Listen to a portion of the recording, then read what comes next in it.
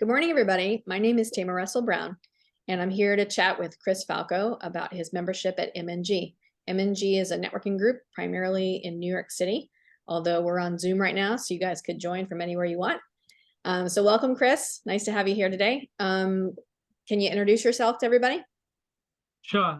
Chris Falco. I work at Rogoff and Company, a CPA firm located in New York City, helping people all over the country, all over the world, focusing on U.S. tax returns, financial statements, the whole, everything that goes along with the accounting field. Exciting stuff. Not so much for some of us. So Chris, how long have you been a member of MNG? This is going on my 11th year now. That's a long time. Yeah, I've been in the same group, MNG 1 with Ross. I met him 11 years ago. I joined the group and haven't looked back since. That's awesome. And how did you hear about MNG? Like, how did you know to even join the group? I was part of another networking group. I won't give out any names. And I'm trying to remember. I think I was invited to Ross's group, to MNG group, because we were looking for a new one because my old group was having a bad experience with where we were. So we kind of went over to Ross's group. Some of us joined, some of us didn't. I just like the atmosphere from there. And, it's been great ever since. I mean, COVID's changed a bunch of things with going via Zoom at this point. But it's been a good 11 years. Yeah, I can't believe you've been there that long. And I think I've probably been like around or associated with it for a good part of that time too. So it's a good group, actually. It's a good organization. It works. So what's your favorite part of being a member? Like, maybe what's the benefit to you of being a member? I mean, the referrals, people sending me referrals, me being able to have a good networking group of people. I look at it at this point, accountants aren't just accountants anymore.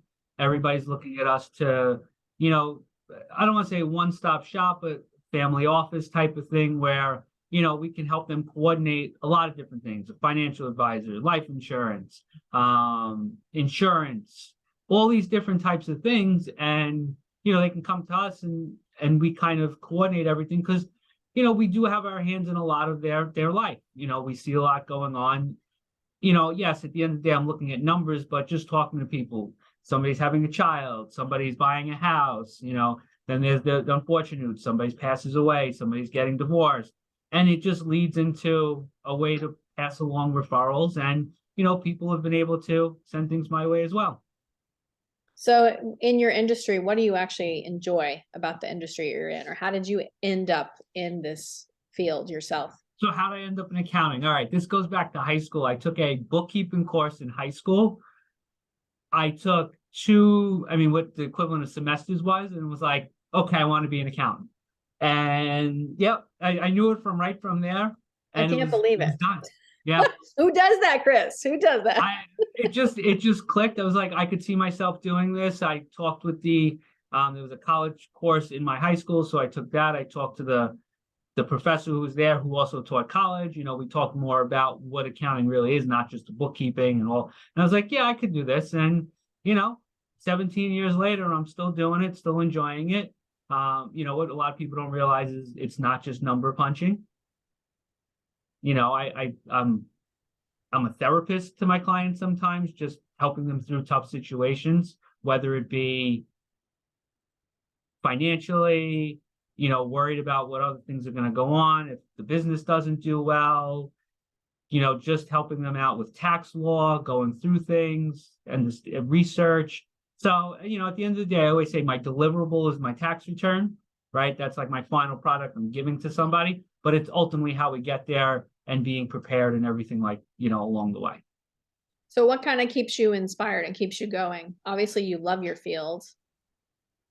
I mean, working with the clients, the people I work with. I enjoy working with all my clients. I mean, I've built up a good group that I like working with. I've, become ingrained in their business, their lives, and, I just keep building that. And I think that's the big thing, that if I didn't have that as part of my career, is interacting with all different types of people, I probably wouldn't be an accountant any longer if it was just the data entry, the tax returns, the financial statements. It's the human interaction that I enjoy the most. And in terms of inspiring other people and dealing with people, if there's somebody that you could mentor, or in terms of mentorship, have you ever thought about that? Have you had good mentors in the industry? Have you helped also as a mentor yourself? I mean, I am where I am. I mean, partner at Rogoff at this point because of the person who mentored me when I was started. He was my managing partner at my old firm, and he was the type of person who would give you whatever you could do, right? Even if you wasn't sure if you could get it done, he'd walk you through it, spend the time and really go through it with you. And, I was partner there my 5th or 6th year in at my old firm. Started all the way at the bottom as junior and worked my way up to partner after like 5 or 6 years. And I came over to Rogoff and became partner here after a year. So I think that really pushed me along the way. And I try to help, my staff do the same thing, is, bring them along and make them understand that at the end of the day, it's not just about the numbers, it's about the planning, the interactions, and making sure everybody understands. Because, look, anybody can open up a tax practice, anybody can go and start preparing tax returns. You just have to get an ID from a number from the IRS. But what's important is understanding how people can save money, how people can understand their taxes, understanding new tax laws and going through all that. So, I want to share that with the people I work with. Yeah, that's amazing. I think everybody who succeeds in their field usually had somebody behind them, somebody along the way that encouraged them or kind of helped them get where you are. Yeah, I was working with one of my old colleagues. She always said I was tough. I always drove her crazy. I was asking for details and why am I doing this? And and then somebody at my old firm who did the same thing. And we all thought, why are we going through this? Why is she driving us crazy? For little things. And after she left, she messaged me one day and she goes, I really learned a lot from you. Thank you so much. It's really helping me now. And I understand why you asked all those little minor details and why you went through everything the way you did in such detail. It's making sense to me now. And I said, so perfect, exactly. And I'm not the easiest to work with. My staff will tell you. I can imagine.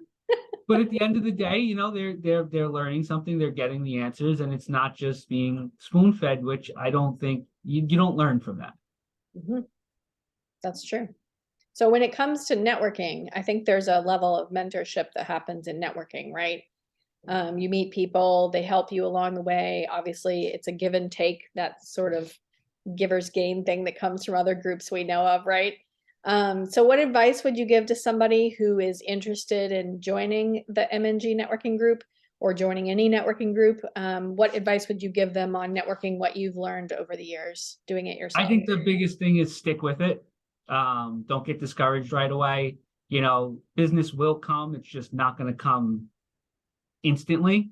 You have to build these relationships with people. You have to talk to everybody. You have to spend the time and put it in. If you go into a networking group and just expect, oh, I went in there, everybody's going to send me business, it's just never going to work. I mean, I work with some financial advisors that I met 10 years ago, and I've built relationships with them and other people who because I've worked with them for so long and they've become my trusted, people who I go to. And I'm always looking to meet people in different fields and expand it. And, you just have to be open to what everybody does too in the networking group, because you will have people who come in there and you'll be like, I don't know if I'm ever going to be able to pass a referral. And it happens to all of us, right? I mean, it's a field that you think, oh, I don't know how this is going to work. And then all of a sudden you're talking to somebody and you're like, great, you know what? I can pass this person along. I talked to somebody a while ago and somebody came to me the other day and said, oh, I need X, Y, and Z. And I was like, randomly enough, I have somebody who I can point you in that direction. So, networking works. It's just, you got to stick with it and you got to stay, upbeat about it. Don't get discouraged, because it comes across when you're talking to somebody, when you're doing your 60-second commercials, if you feel down, it comes across. That's true. People can gauge your mood based on where you're at. They definitely can. So just to wrap up here a little bit, this is Chris Falco. He's an accountant. He's a CPA, a partner at Rogoff and Company. Is that the proper title of the company? And he's a networking member of the group MNG, which stands for My Networking Group. It's networkmng.com. And Chris, would you recommend MNG to people in the community? Yeah, of course. I mean, anybody I talk to, I've talked to a bunch of people that I've been referred to, who aren't part of MNG, and they always ask, I was thinking about it, and I always say, yes, join it, come visit, try it out.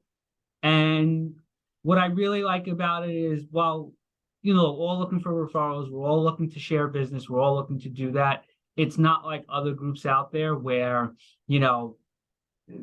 they make you feel like you have to give referrals no matter what, even if they're not good referrals, right? Because I was part of another networking group, and they would just be passing out names, and it'd be like, well, they mentioned they might need an account. You call them and go, yeah, but I wasn't really looking. I just mentioned it in passing.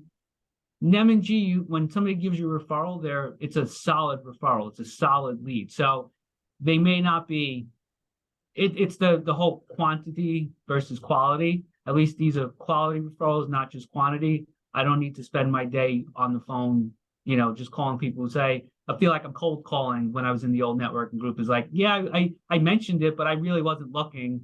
And with MNG, I call somebody and they're like, yeah, I'm glad you called me. Let's talk about it and see if we can put something together. So that's what I like about MNG. It's a solid networking group, and there's a commitment, but it's not like some of the other groups where they go a little crazy. That's true. And with MNG, you really get what you get out of it, what you put into it, in a way. Yeah. Like showing up and being there and participating is really important. Well, thank you so much, Chris, for talking to me today. I really appreciate it. You can check MNG out online. It's networkmng.com. And also this is on social media, and that's what this video is for. So thank you, Chris, for being with us today. Yeah, thank you.